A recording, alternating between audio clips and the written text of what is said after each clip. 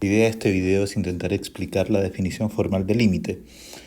Es decir, qué significa en la práctica decir que el límite cuando x converge a un punto x0 de una función f de x es igual a L. Todos nosotros sabemos que, o alguna vez hemos visto que nos dicen que la definición formal de límite es decir que para todo epsilon mayor que 0, existe un delta positivo tal que para todos los puntos x que estén a distancia menor que delta del punto x0, implica necesariamente que la distancia de las imágenes de esos puntos está a una distancia menor que epsilon del número L. Esta es la definición con la cual todos nosotros en alguna oportunidad hemos sufrido por entender y nos complica en la práctica para calcular o entender de manera simple la definición del límite. Entonces, ¿qué es lo que nosotros vamos a hacer para poder entender esta definición?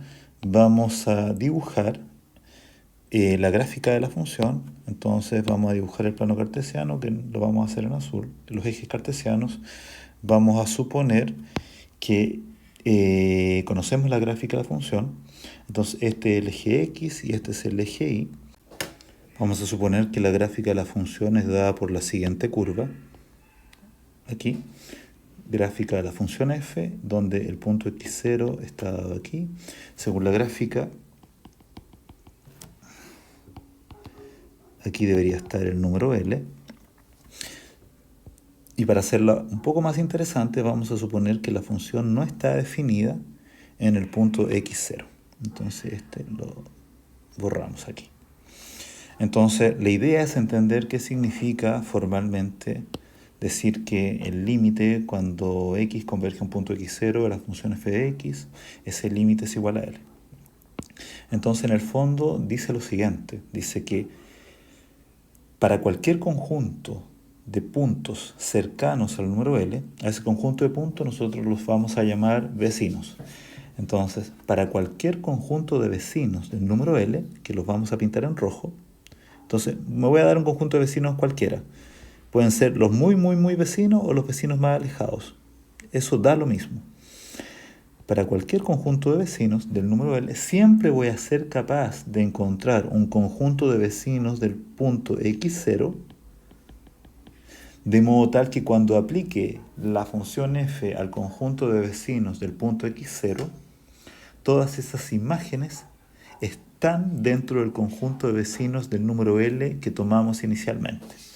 Es decir, si yo tomo el conjunto de vecinos del número L acá, entonces siempre voy a ser capaz de encontrar un conjunto de vecinos del punto x0, de modo tal que cuando aplique la función a ese conjunto de vecinos, veámoslo según la gráfica, cuando aplico la función, ahora los vamos a pintar en verde para que se note, le aplico la función a este conjunto de vecinos, recuerden que no la puedo evaluar en el punto x0 porque no está definida, entonces le aplico la función a ese conjunto de vecinos que ahora los pinta en verde, entonces según la gráfica los vecinos serían como esos, y los podemos mirar que sus imágenes están todas cercanas al número L, aquí, o sea, todas están en el conjunto de vecinos del número L.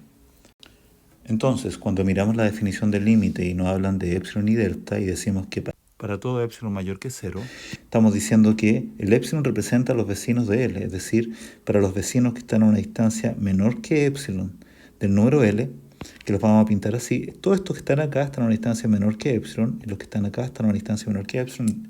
Eso significa que estoy considerando el intervalo que yo estoy pintando en rojo, que contiene el número L.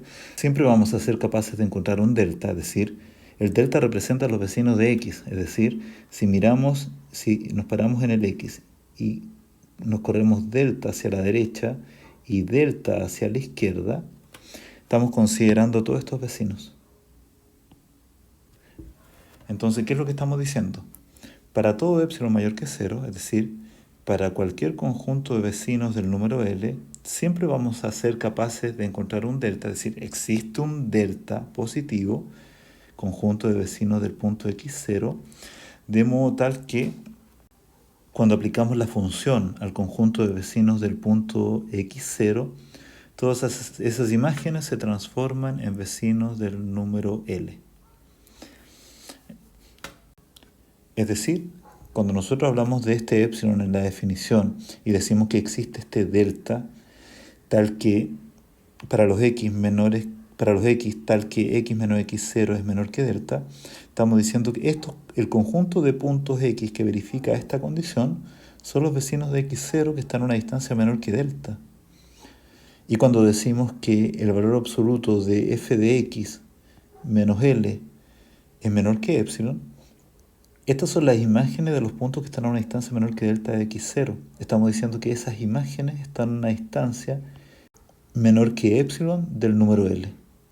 En el fondo estamos hablando de vecinos de L y vecinos de X.